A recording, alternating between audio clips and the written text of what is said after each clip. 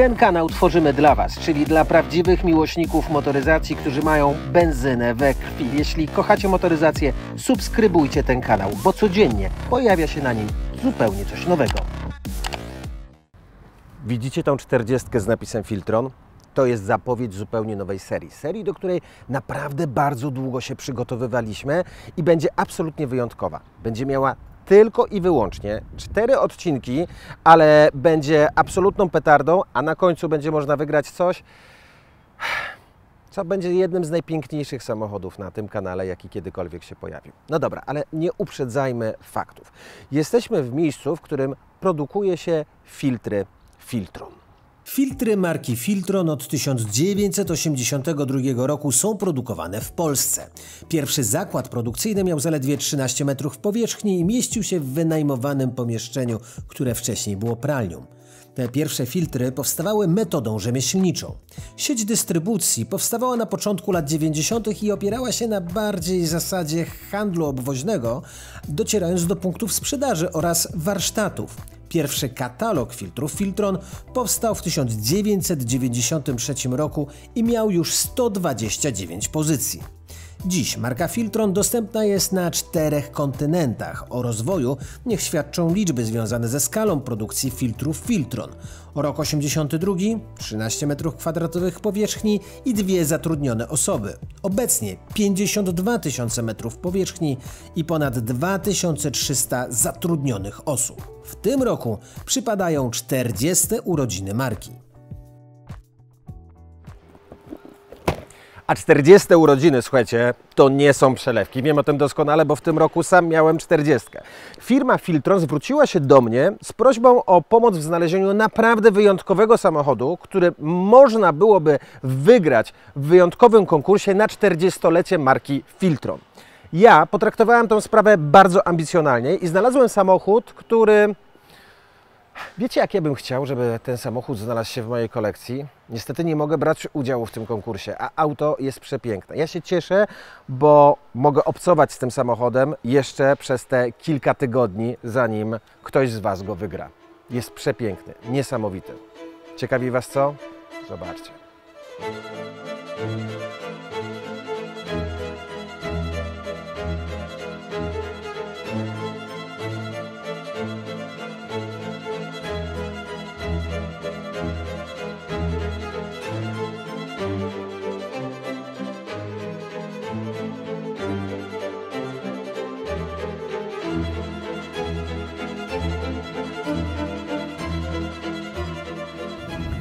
Powiem Wam, że poszukiwania tego samochodu trwały naprawdę bardzo długo. Obejrzałem mnóstwo samochodów i do żadnego nie byłem w 100% przekonany.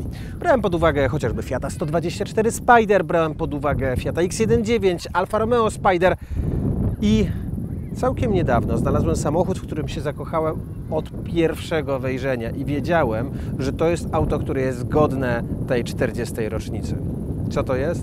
Pewnie się domyślacie, ale to wyjątkowy egzemplarz Mercedesa 107. Mercedes 107 to jeden z najpiękniejszych roadsterów świata, jaki kiedykolwiek powstał. Samochód, który sam uwielbiam i sam bardzo miłuję. Ale to nie jest zwykła 107.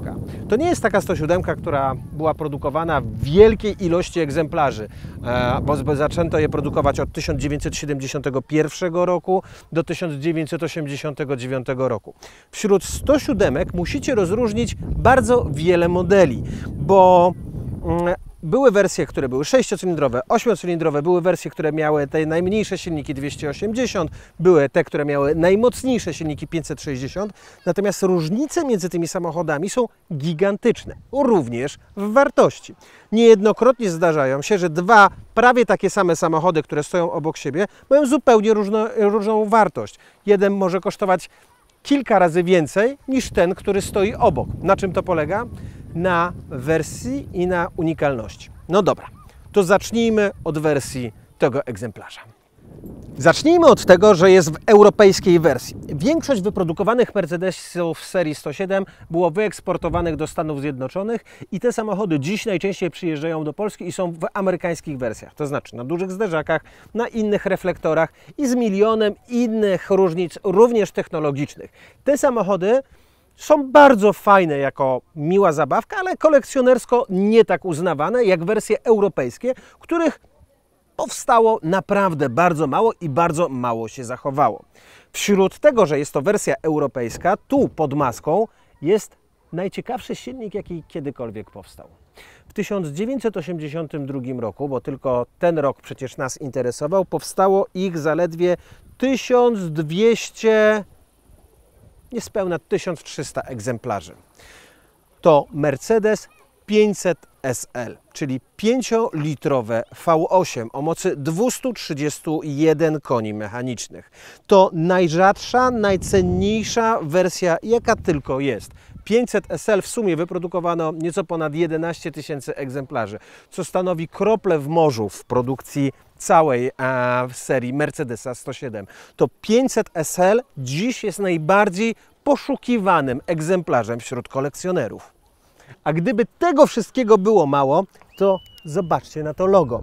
To logo nie jest tutaj przez przypadek.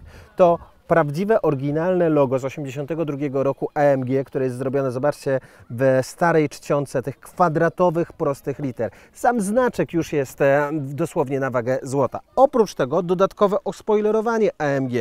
Oryginalne felgi Penta 16, niesamowicie poszukiwane. W środku zamieniona kierownica, felgi, które są również na przodzie, listwy boczne i oryginalny spoiler AMG.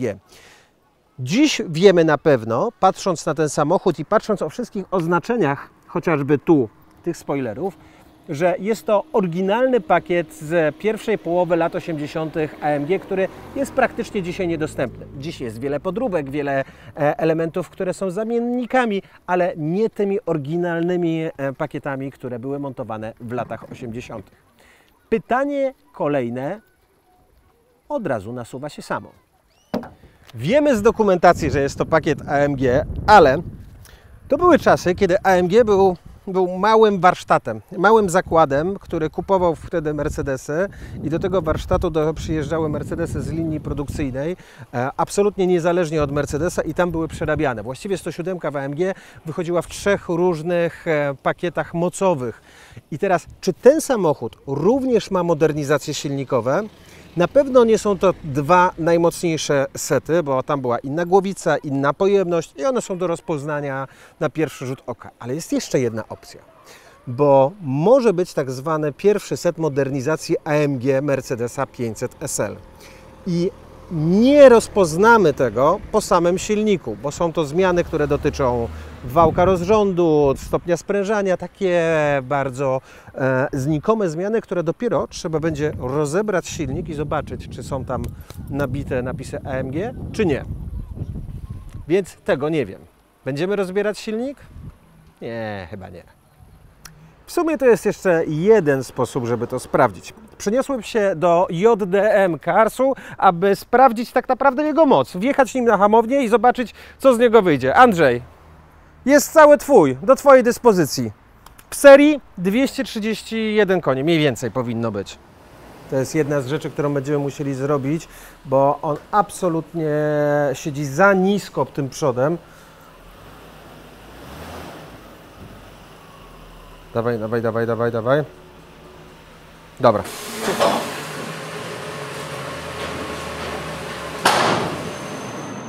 Ładny pod spodem. Ładny jest, prawda?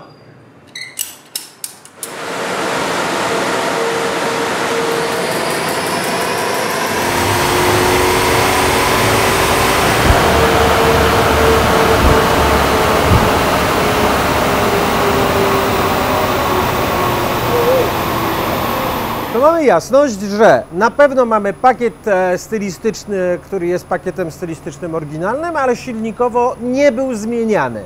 Mamy też pewność, że musimy poszukać 30 koni. Czy 200 koni, które Ci pokazuję teraz, to byś porównał do czytasz dane techniczne, Andrzej, to byś porównał do HP czy PS? To PS-y są tutaj, bo to jest według normy DIN. Ta hamownia, tak jak cała Europa, czyli to raczej PS-y. Znaczy nie raczej, na pewno PS. Czyli musimy poszukać 30 koni. Czyli powinien mieć 231, a ma 200. 50 newtów zgubił. 405 newtów powinien mieć. No tak, no bo to wiesz, wszystkiego mniej. No dobrze, no To to... jest dziwne, że wiesz, tam się on tą moc zobacz, tak dość nisko uzyskuje. On ci kręci w sumie, tak jak czerwone pole ma no przy 6000, no tam 6 to trochę właśnie ten automat. Ale to wiesz co, to teraz jest kwestia, podejrzewam, całego serwisu, wymiany filtrów paliwowych, jakby wiesz, powietrza i wszystkich innych rzeczy i rozruszania go. I trzeba znaleźć 30 koni. Przy okazji, sprawdzając, czy mamy zmiany AMG, wiemy już, że mamy troszkę więcej roboty. Super. My jak my. Piotrek, wyzwanie teraz dla Ciebie. I oczywiście, żeby była jasność, w tym samochodzie jest troszkę więcej do zrobienia niż poszukanie zaginionych 20 czy 30 koni mechanicznych.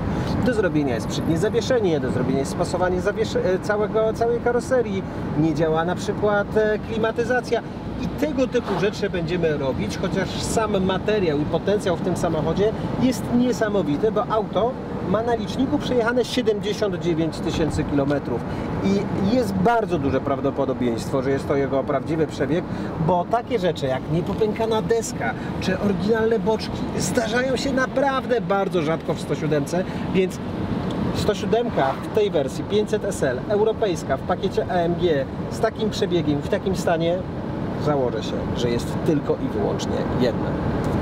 Już sobie pewnie z siebie wyobrażacie, że możecie w niej siedzieć, zdjąć oczywiście hardtop, mieć odkryty dach, wiatr we włosach i pamiętajcie, żeby wziąć udział w tym konkursie, wejdźcie w informacje, które znajdują się pod filmem, przejdziecie do strony firmy Filtron, tam będzie regulamin, zapoznajcie się z tym. Warto, żebyście wzięli udział w tym konkursie, bo auto jest absolutnie niezwykłe i to nie jest taki samochód, który jest tylko i wyłącznie zabawką. To jest przedmiot bardzo kolekcjonerski. Ciekaw jestem zresztą, co powie Piotrek na ten samochód, bo on absolutnie doceni tą wersję i ten stan.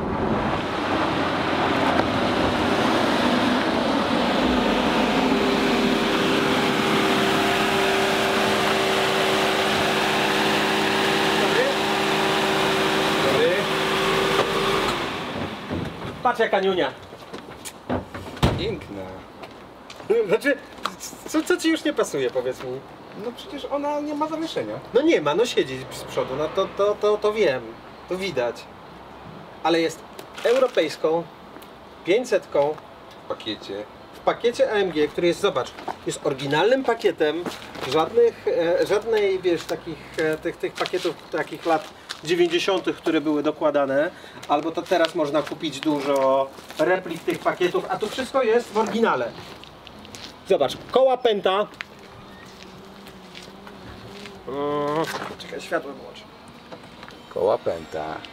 Kierownica z epoki. Kierownica z epoki. Fotele niezniszczone. Robione były, wiesz? Aha, fotele. no widzę, właśnie widzę. Fotele były robione, drewno było zrobione. Podsufitka jest zrobiona, widzę, Posłuchaj, że cały samochód, żebyś miał świadomość, ma przejechane na liczniku 79 000 kilometrów. Na ile jest to prawdziwy licznik, bo oczywiście jest zębatka zepsuta, ale podejrzewam, że zepsuta jest od niedawna, a nie od dawna, bo zobacz, że zobacz po tym samochodzie, że on jest ładny. Wiesz co, no powiedziałbym nawet więcej, że wygląda pod maską, że to jest dziewica orleańska. Tak. A wiesz, że takich samochodów nie ma? Nie ma. Nie ma. Jeżeli chodzi o 107, to cały rynek w Europie jest tak przetrzepany, on jest tak niemiłosiernie przetrzepany, że jeżeli 107 to tylko ze Stanów, a jeżeli europejska to 6-cylindrowa. Także 500 w konfiguracji europejskiej to można powiedzieć, że to jest rarytas. Tego samochodu wyprodukowano 11 000 sztuk w sumie, SL500. w 1982 roku, czyli tym roku, który nas najbardziej interesował, no bo jakby warunek był 1, to musi być 8,2, powstało ich tam chyba 1200 z tego co pamiętam po statystykach, więc jest to cholernie rzadki samochód i powiem Ci, że oglądałem wiele samochodów z 1982 roku i ten samochód ma parę błędów, które my musimy wyciągnąć, na przykład jak już dotknąłeś nawet tego filtra. Ktoś go wziął i wypiaskował. Ktoś go wziął i jest wypiaskował. aluminiowa obudowa. Tak, jakby i musimy wyciągnąć te kilka błędów, które zostały zrobione w tym samochodzie. Natomiast jak na niego spojrzałem i zobaczyłem, no to wiedziałem, że to musi być ten samochód. Bo jest absolutnym, wyjątkowym autem, takim, który ja bym chciał mieć u siebie w garażu. Bardzo. Nie no, powiem Ci, że ja też bym na pewno nie pogardził 500-ką europejską. Ogólnie wiesz, proporcje inne są w ogóle tego auta, jeżeli mówimy o europejskich zderzakach i lampach, to doskonale sobie zdajesz sprawę, ile kosztuje europejski przód do 107 i dlaczego tyle kosztuje. Ale każdy element, ten, który jest tu, ile kosztuje, ten spoiler, ta lampa, ten kierunkowskaz. Zobacz, zderzaki jakie równe, ładne, niepomęczone, a one są na wagę złota. Bierzemy go na części. Nie, stary, nie ma takiego. Zobacz, 16 to nie są 15. 15 możesz kupić wszędzie. Wiem. A to są oryginalne pęty AMG do tego samochodu. Zobacz dalej. Tu oczywiście to spoilerowanie, które jakby jest fajne, bo one przeważnie absolutnie nie pasuje do całej sylwetki. Zobacz, stary, to jest oryginalny znaczek. Tak, stary. Jeszcze ten kanciaty, tak? Robiony Tak. z jednego kawałka. Sam znaczek jest w ogóle na wagę złota. No, to jest prawda. Patrz. Patrz jak ona wygląda. Wiesz jak wygląda moja 107. Tutaj? Tu widać, widziałby swoje klapki teraz w tym momencie. u mnie, no. A zobacz jak to tutaj wygląda. No, powiem Ci, że naprawdę ładnie. Widać, że to było robione. Tak, ona była lakierowana. Bo tutaj to nie jest oryginał, nie? Nie, ona była lakierowana, ona była robiona. Ma swoje wady, bo na przykład przez to, że była lakierowana, ona jest źle złożona. Ona jest źle spasowana. Pewne rzeczy do siebie nie do końca pasują. Wiesz, jakby zrobił to ktoś, kto... O, właśnie, a propos, uszczelka. Zrobił to ktoś, kto włożył mnóstwo pracy, ale nie do końca chyba wiedział, jak w Mercedesie to powinno w 107 wyglądać, wiesz. Wiesz, że to nie jest wdzięczna praca. Pasowanie 107. Wiem. To jest... Nie wiem, co jest gorsze, czy pasowanie drzwi 215 czy w 107. No ale wiem, ale dlatego jestem tutaj z tym, a nie gdziekolwiek indziej. No, będzie z tym trochę zabawy, to od razu mówię, że dzisiaj nie będzie bez tego. No ale powiem Ci, że naprawdę jest równy ten samochód. Zobacz pod spodem jak ona wygląda. Nowa. Prawda? No. Ona naprawdę ma poniżej 100 przejechane.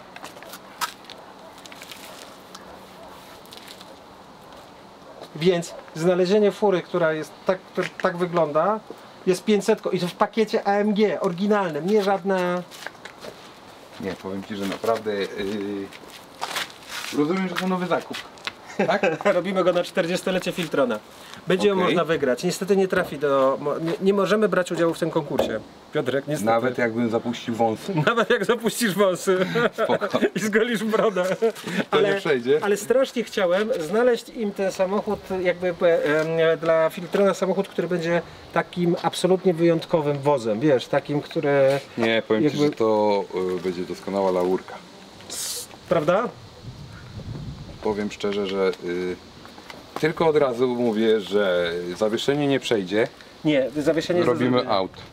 To nie podlega. Może być odrobinę niższa, ale to nie może być taki German szczyl, nie?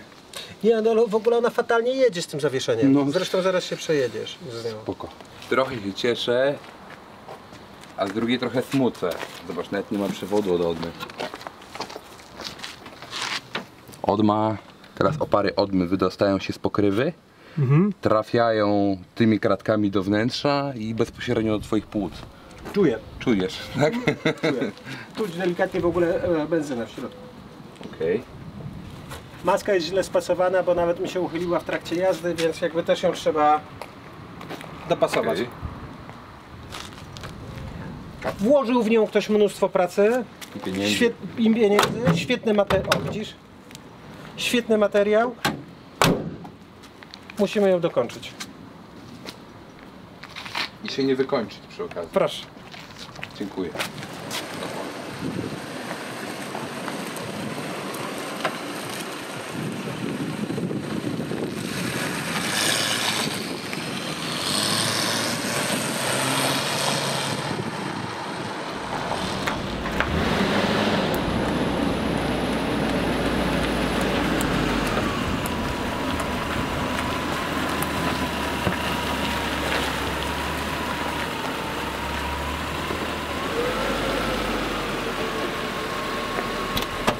Fajna, naprawdę.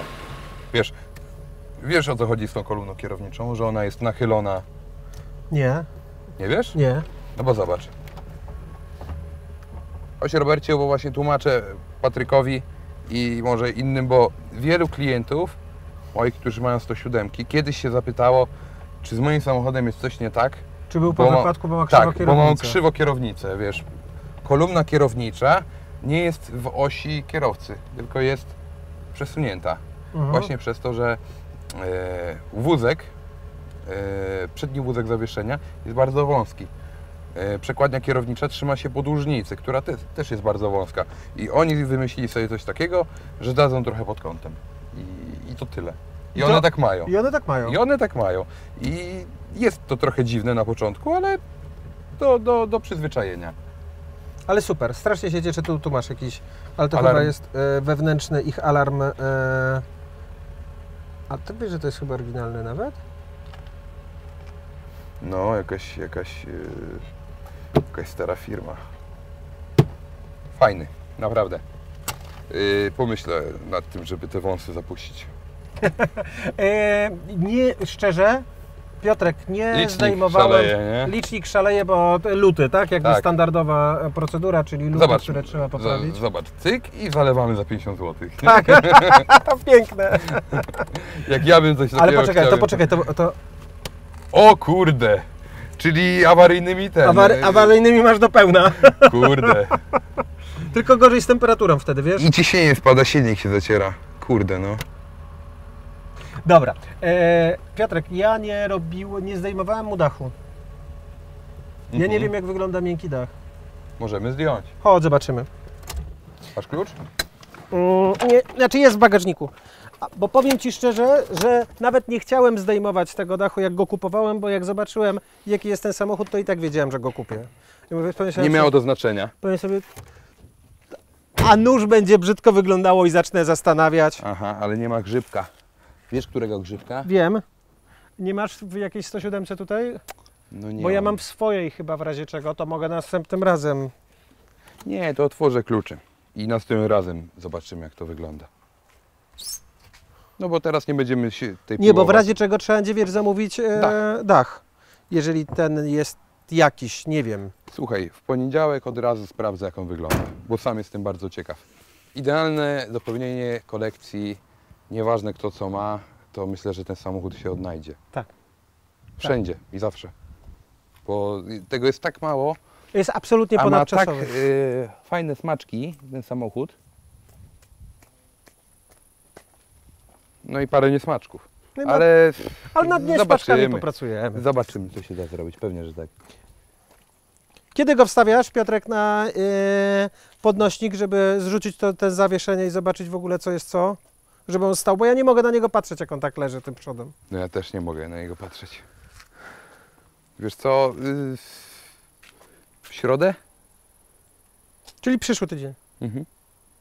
Dobra. Tylko to od razu zrzucamy i wywalamy to, Tak. bo to nie ma co się zastanawiać w I ogóle nad zamawiamy tym. nowe. Tak, i zamawiamy nowe, normalne, ewentualnie troszeczkę dopasujemy ten prześwit, żeby jednak te pęty jakoś tam leżały w tych nadkolach. Znaczy, fajnie jest, zobacz, bo ten tył też jest troszkę niżej niż chyba powinien. Tak. I ta wysokość jest ok, natomiast tu jest za nisko. Leży, totalnie leży.